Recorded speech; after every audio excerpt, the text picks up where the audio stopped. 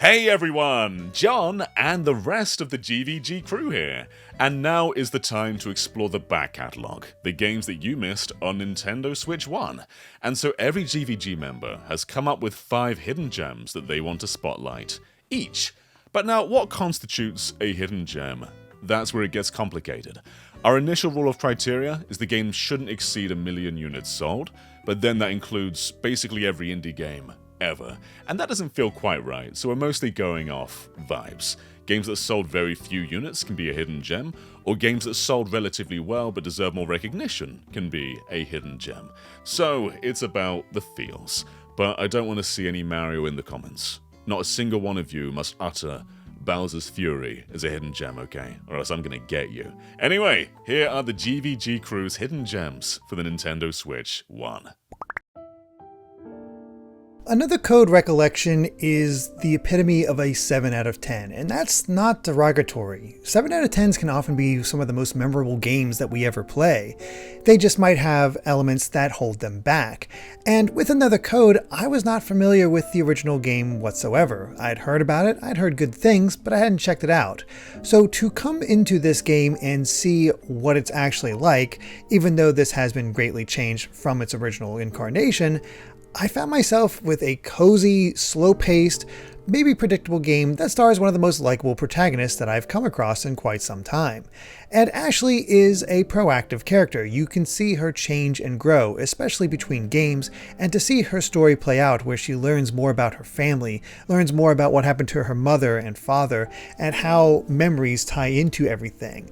And each game also features a side character that she helps with their own problems, and just expands even further beyond that. The collection also contains the sequel, which never came out in the States, and I think it's the stronger game of the two. It has a more interesting story, there's much more of a cast to build off of, and there's some actual twists involved that I did not see coming.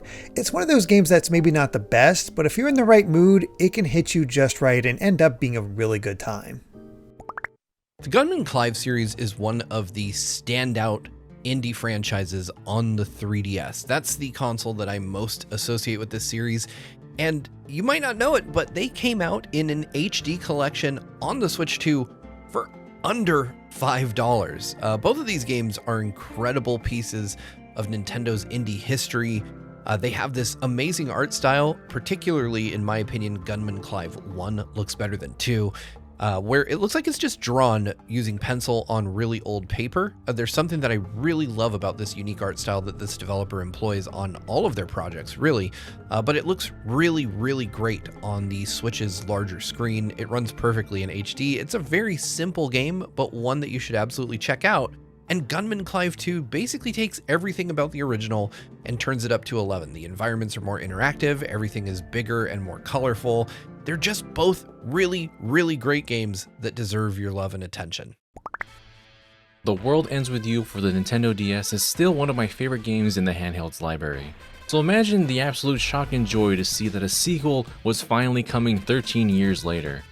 These games take all the style, fashion, and personality of modern-day Shibuya and crams in one of the most uniquely crafted action RPGs that I've ever played.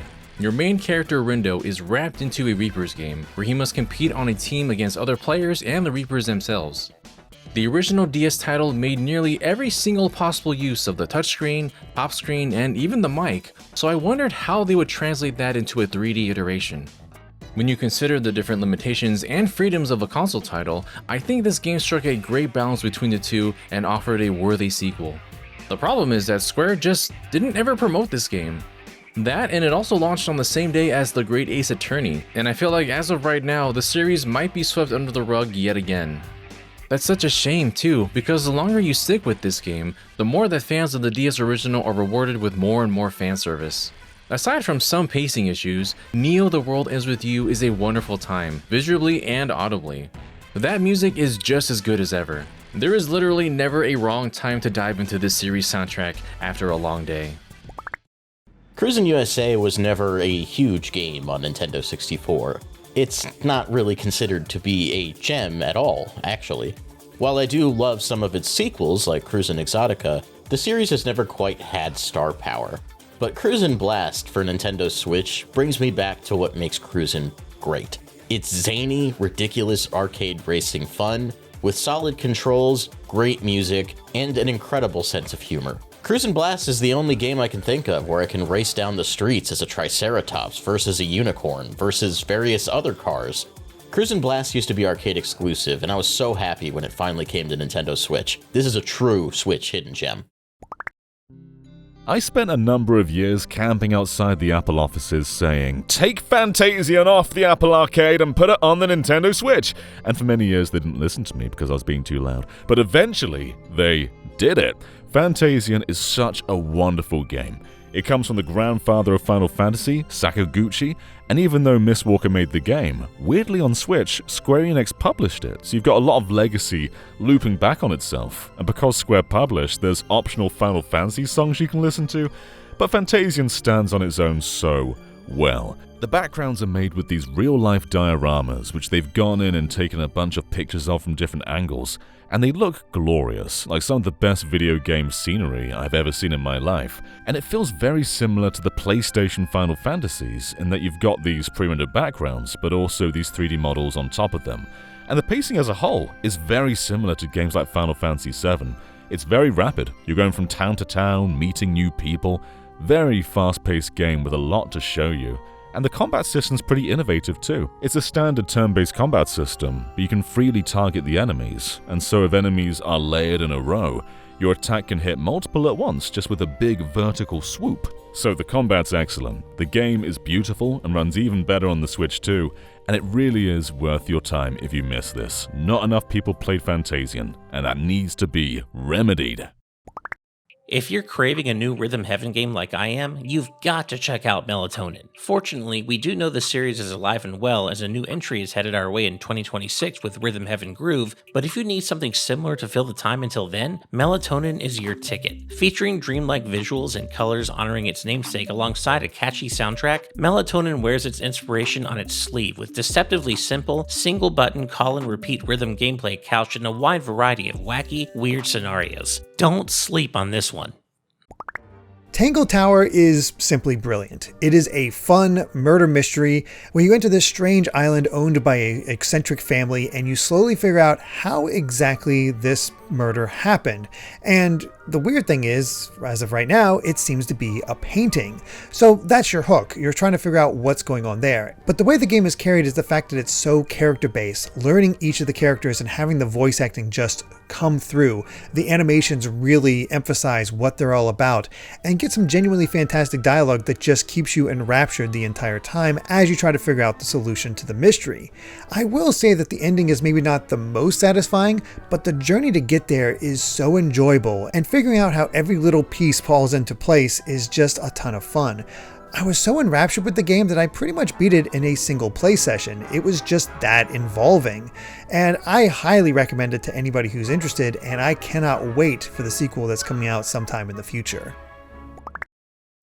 The first time I saw Gato Roboto, I was instantly hooked by the concept. It's a Metroidvania where you play as a cat, and it is obviously very heavily inspired by the original Metroid games. It looks very similar to Metroid 1, and it's fully monochrome, although there are some screen filters that you can use to give it more of like a Game Boy-esque appearance.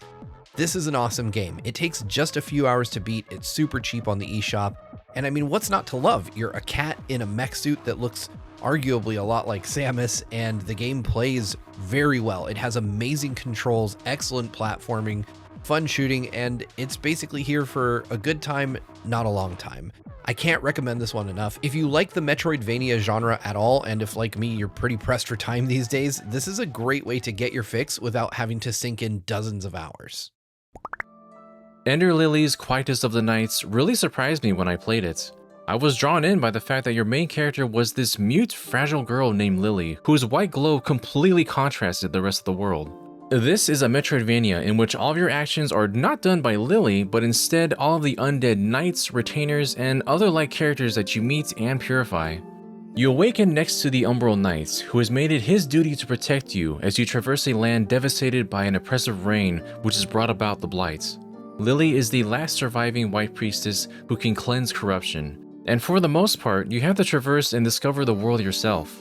The Umbral Knight is the only character who actually speaks, Much of the story is uncovered by discovering things like journal entries, memories, and context clues. And I think that makes this such a fascinating world to explore, all through the sound of some very beautiful and serene music. You can freely set a limited number of purified allies to your commands, allowing you to mix, match, and upgrade them to your preference. And the game can be rather challenging. There were some bosses that required quite a bit of pattern reading before conquering them, but that made the journey all the more satisfying.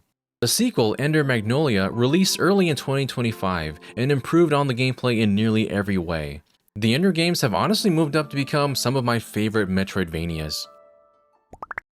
I don't know anyone or anything that looks at the Zelda CDI games as fondly as Arzette, the Jewel of Faramore. Arzette is a love letter to all the things that make the Zelda CDI games stand out. From its crude art to weird animation and voice acting, everything here is perfect.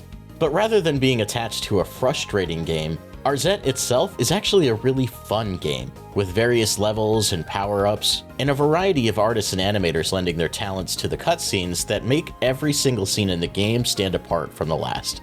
Arzette is a short experience, but it is a very memorable one. I'm not usually one for farming games, but something about Harvestella really gripped me, and it's probably because this isn't really a farming game. This is an action RPG with a linear story seeing you go around the world.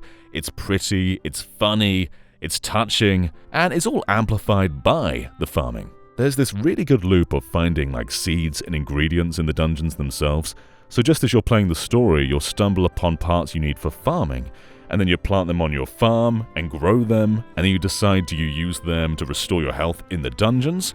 Do you make more complex meals out of them and sell them to get more money to buy more equipment? And you can see you're already making a loop that benefits everything. The farming benefits your wallet, which benefits your equipment, which benefits your explorations. It's all coming back and just giving you this complete whole. And I can't think of that many games like Harvestella. Rune Factory is the closest adjacent, but I think this is a league above Rune Factory. Rhythm games come in a variety of flavors and gameplay styles, but if you're looking for a straightforwardly traditional beat-matching experience, look no further than MUSYNX. With a diverse soundtrack featuring everything from electronic music to J-pop and plenty in between, there's something here for everyone. And when I say everyone, I mean it. MUSYNX's many tracks can be played at a variety of difficulty levels, with note charts ranging from approachably easy to maddeningly complex. If you love great music paired with tight, responsive beat-matching gameplay, MUSYNX is not to be missed. Rhapsody can be seen as a beginner's RPG. It's not very difficult, and it has a bigger focus on a young girl who's trying to rescue a prince in a bit of a twist on the usual idea. But I think that twist is enough to carry it through. The light humor, the excellent artwork, the low level difficulty, it's actually a great beginner's RPG, and the battle systems are interesting enough where each random battle plays out like a tactics game. It's incredibly charming, and I just found myself invested within this world. But for the longest time, its sequels were never localized. Thankfully, that is not the case anymore, as a collection of the two of them are now available, and I highly recommend checking them out as they really tell the story of this family and its generations and just how it continues on. It's incredibly charming, the musical numbers are a lot of fun, and I really think it's a hidden gem of an RPG that just doesn't get discussed much. Going Under is one of the most interesting indies on the Nintendo Switch. It's a game in which you accept a job at basically a kind of lampoon of a tech startup. And your job is kind of nebulous. Nobody really defines it for you. And through the course of the game, you figure out that you are a dungeon crawler because you're asked to go to these places and management won't really tell you what they want. But when you descend through these warp pipe looking entries, you always find monsters. And it's got such excellent gameplay. It feels like a 3D kind of almost arena beat 'em up, almost in the vein of like older Zelda games, but it's got a touch of Breath of the Wild because you go in completely unarmed. You don't have equipment. There's no system like that. You just pick up what you find around you to fight. In some rooms, you might find useful things like swords or hammers, but in many, you'll just find chairs or objects that are commonly found around an office, moving boxes, whatever, to beat down your foes with. And I have played loads of this game over the course of its life. I absolutely love it. It's from Aggro Crab, the people who made Another Crab's Treasure, but this, for my money, is their best game. Oh, this silly fruity watermelon game. I feel like this might not be as much of a sleeper hidden gem anymore ever since it had that sudden surge in popularity in 2024, but Suika Game is still worthy of praise. It is such a simple concept. Match two of the same fruits and it becomes a larger fruit.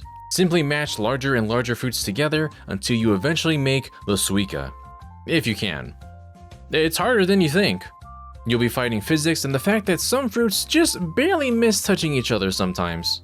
But it's precisely when you make that big chain of matches that you feel all those good fruity juices flowing through your brain. I'm a big puzzle game fan, so I just wanted to highlight this at least a little bit. Not super in-depth or anything, but if it clicks with you, it can become highly addicting. And since the last time I spoke about it, it has been updated with multiplayer now. It is literally like just a few dollars for the base game and some extra skins if you want to pay for those. You might be getting more out of it than you think. I often was bargaining with myself to play just one more game to see if I can get a larger fruit or a higher score. And that's a pretty high compliment for such a simple puzzle game. I think everybody has that one lower budget 3D platformer that they really loved as a kid. For me, it was Ty the Tasmanian Tiger on Nintendo GameCube.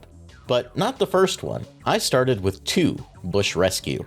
You play as the titular Ty the Tasmanian Tiger, wielding his dual boomerangs trying to save the people of Burramudgee. This game is swimming in Australian flair, especially in its voice acting. What makes Bush Rescue stand apart from other 3D platformers of the era is its scope. You'll leave the Bush Rescue HQ and go into Burramudgee Town, but from there you're able to hop in your car and leave Burramudgee and explore the vast world, going from area to area which serve as the individual levels. I really like the approach to this design. The world feels very interconnected, and cars aren't the only things that Ty can drive. There are also various mechs called bunyips that you can pilot. These are basically giant robots, but they take many forms. From battle mechs to water-based bunyips, there's one level in particular where you have to put out a bunch of fires to save a town. I love the variety on offer here. The game isn't perfect by any means, but it was pretty ambitious for its time. Next up, we've got what I think is one of the most impactful Switch games. This is Emio the Smiling Man Famicom Detective Club. You're not really going to get any Switch 2 benefits with this game. It's not a gameplay-heavy game, it's mostly just sitting through text and listening to the story, because it's a visual novel. However, I still think it uses the game medium to deliver its blows in the best way. Now, this game is rated 18, but you're not really going to feel that until the very end. It's actually quite a light-hearted game for the most part. I mean, there is death, and definitely a lot to deal with psychologically, but it still manages to be quite fun and breezy for the most part. Lots of really fun characters, quite light settings, but then that's reflected by just some really, really dark stuff. And by the end, you get what is my favorite video game ending of all time. Don't look into it, it's best just to be surprised. The other Famicom Detective Club games are great too, but Emio is just something else. At first, Pepper Grinder comes off as a seemingly simple 2D platformer anchored around a fun drilling mechanic that sees you burrowing through various materials to proceed. But the further in you go, the more that drilling mechanic blossoms into a smooth symphony of momentum-based gameplay that gradually introduces new twists and gimmicks to keep you on your toes, culminating in a bite-sized experience that feels fresh and rewarding the whole way through. Coupled with expressive pixel art visuals and a chill, lo-fi soundtrack reminiscent of the Pixel Junk Shooter series, Pepper Grinder is a must-play for fans of 2D platformers. Pode may be one of my favorite co-op experiences that I've had in quite some time, because I played through it with my partner Amy, and just figuring out how all the puzzles work, seeing how things change as time goes on, figuring out each of the scenarios with the limited moveset that you're given is just a lot of fun. You get to talk with each other about, oh, I can do this, maybe you can do this, or hey, I have this ability, or I made this jump, and the way the two characters work together is rather interesting, because you have one that is just a rock and the other that's a sun, and the sun can float and cause things to grow. The rock can fit through certain holes and of course weigh things down, and the way the puzzles evolve as you play through the game just kept me invested the entire time through. I had a great time, even if there is a certain puzzle that absolutely trips everybody up and takes some time to figure out. But that's the only puzzle that really stands out of a bit of a misstep. Otherwise, it's just a great time, a lot of fun with a good friend if you have somebody like that you just want to play a game together with. Highly recommended, and sadly just not talked about much anymore. Ittle Dew 2 Plus is one of the first indies that I really got into outside of Shovel Knight on the Switch. It came out way back in 2017 and was published by Nicholas at the time. Since then, the developers have added a plus to the end of the name and basically distanced themselves from that publisher for reasons that were very public and messy, but that doesn't change the quality of the offering here. Ittle Dew 2 Plus is a fantastic game, and it came out in an era before we had Link's Awakening and Echoes of Wisdom to kind of scratch that 2D Zelda itch. But what you have here is a game that is inspired by the earlier titles like A Link to the Past or A Link Between Worlds. It's got a beautiful cel-shaded 3D art style that feels just close enough to those hand-drawn SNES sprites to really evoke that feeling of familiarity with a bit of Wind Waker kind of sprinkled into its art direction. And it feels like a lighter version of those Zelda games that we know and love. So if you like games like Tunic, you're really gonna love this one. Man, you know, sometimes I still think about 13 Sentinels. This is definitely still my favorite game by Vanillaware. This is such a fascinating title, but it's also very difficult to talk about because the structure is unlike anything I've seen in any other game. This title follows the perspective of 13 different characters, as they all interact and cross paths with one another. The majority of this game takes place on 2D side-scrolling segments, where interactions and choices can make all of the difference. 13 might sound intimidating, but the game only allows you to progress a certain amount at a time before making you switch to a new perspective. Between unlocking routes, you are also pulled into real-time strategy segments in which your 13 pilot massive sentinels taking on waves of kaiju. Amusingly, the general consensus is that these battles are probably the weakest part of the game. That is sort of a relief considering you're going to be spending most of your time in the 2D segments. And if that wasn't enough, this game also implements time travel. But I kid you not when I say this, 13 Sentinels might have one of the smartest implementations of time traveling I've ever seen in a game. Somehow, by late game, all of these elements fall into place and just make sense.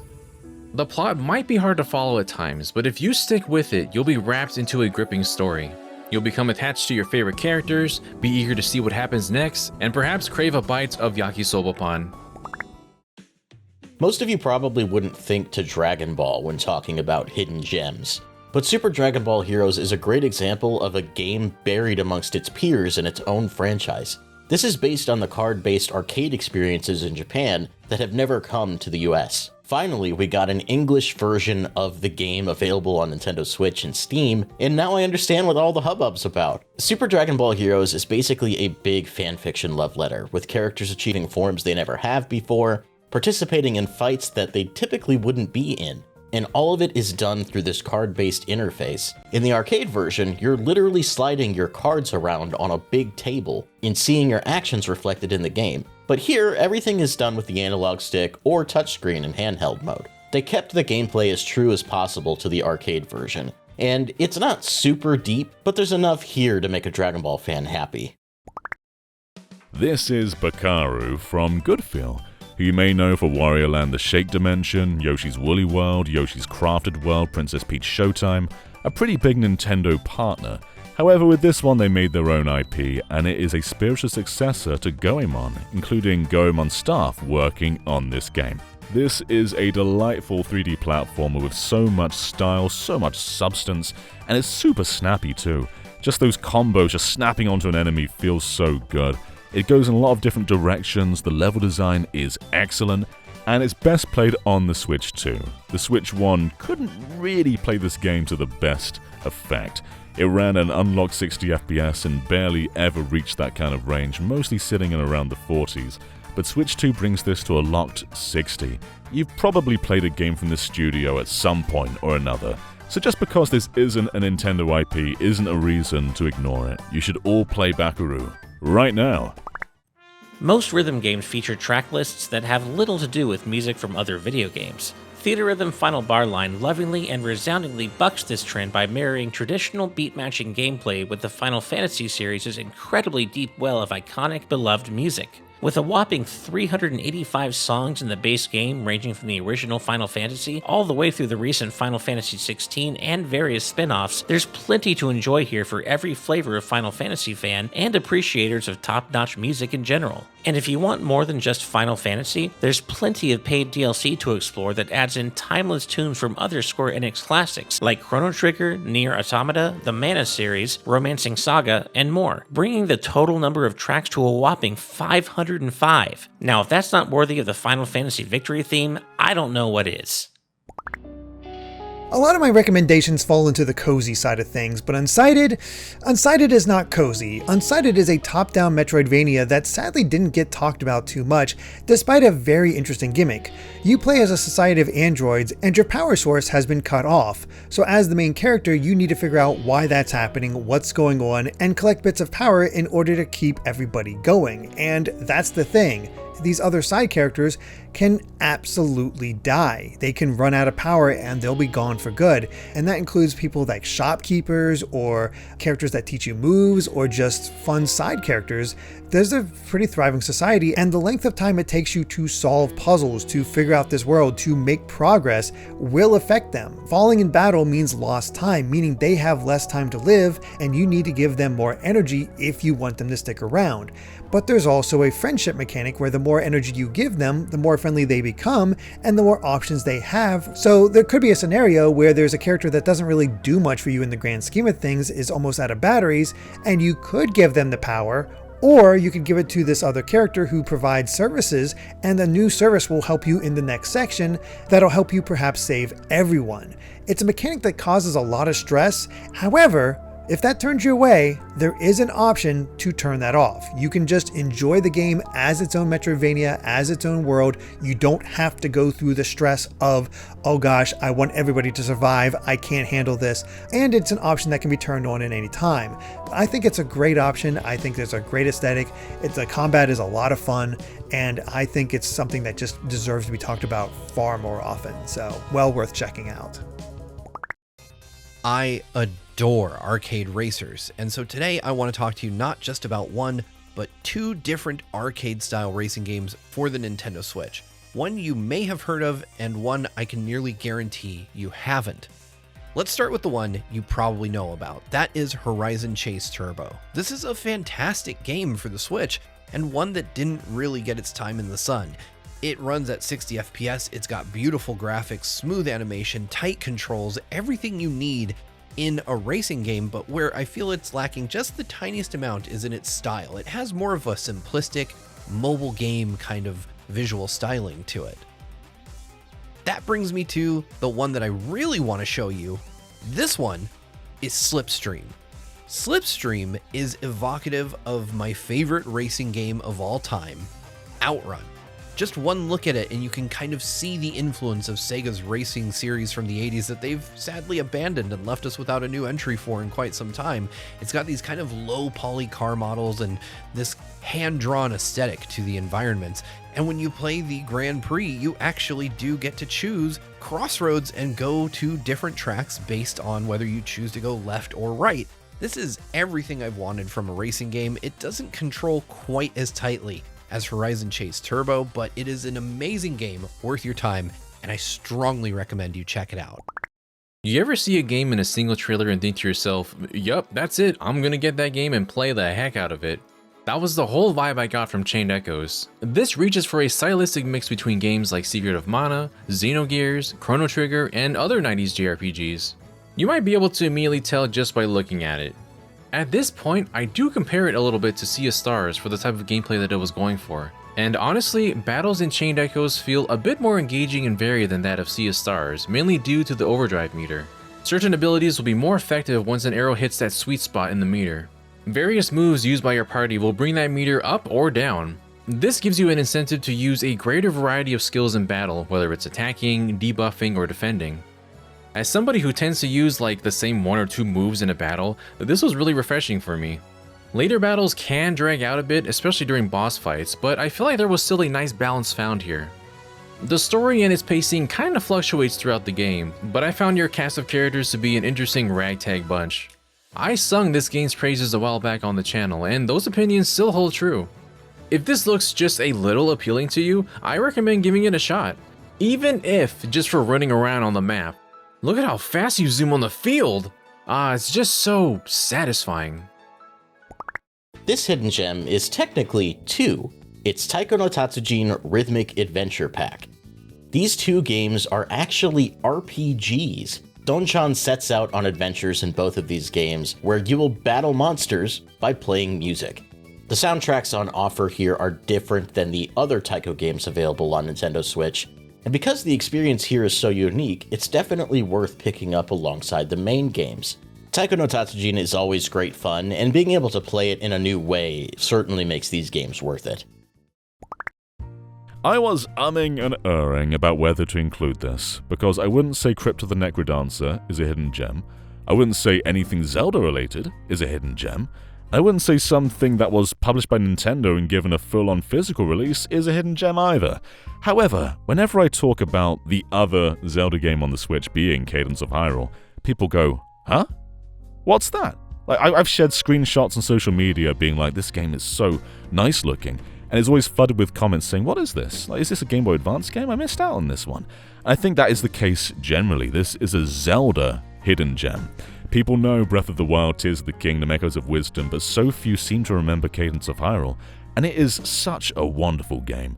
The soundtrack is incredible, with callbacks across the entire series, but there is a lot of Ocarina of Time influence mostly. There's going to be races mostly from that game, a lot of the soundtrack from that game, and so on, but it managed to make it feel fresh and new. You can play as Zelda in this game way before Echoes of Wisdom was even conceived, and just like Crypt of the Necrodancer, everything is done to the beat.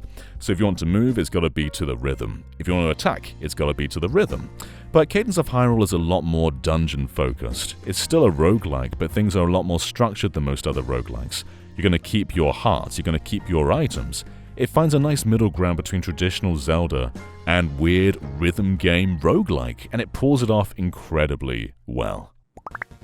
If you're angling for a great Metroidvania, look no further than the absolutely excellent Infernax. With a world design and open-ended progression reminiscent of Castlevania II Simon's Quest, Infernax's quest to rid the world of monsters, demons, and various eldritch horrors is a joy to undertake, and one that is punctuated with silky smooth controls, a bangin' chiptune soundtrack, and the goriest NES-like pixelated visuals you've ever seen. Seriously, the gore in this game is off the charts, so while I recommend Infernax wholeheartedly as a fantastic Metroidvania, watch out if you've got a weak stomach for violent games. Infernax does not mess around on that front.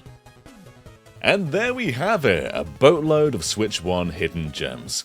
If there's ever a point you feel like there's a lull in Switch 2 games, or maybe you can't afford all the $70, $80 games, come back to this video, because there are a bunch of fantastic games that are available right now, and are often way cheaper than what's available on Switch 2. Also, check out the comments, because I'm sure a lot of people will be suggesting their own hidden gems, and there's tens of thousands of Switch 1 games. The library is endless. And I'm sure that there is some masterpiece just lurking on the eShop that no one has discovered because there's 50 games a day. And I'm sure it's the best thing of all time. Just no one knows about it. So put a spotlight on that game that no one knows about. Thank you for watching, everybody, and we will catch you next time. Bye-bye.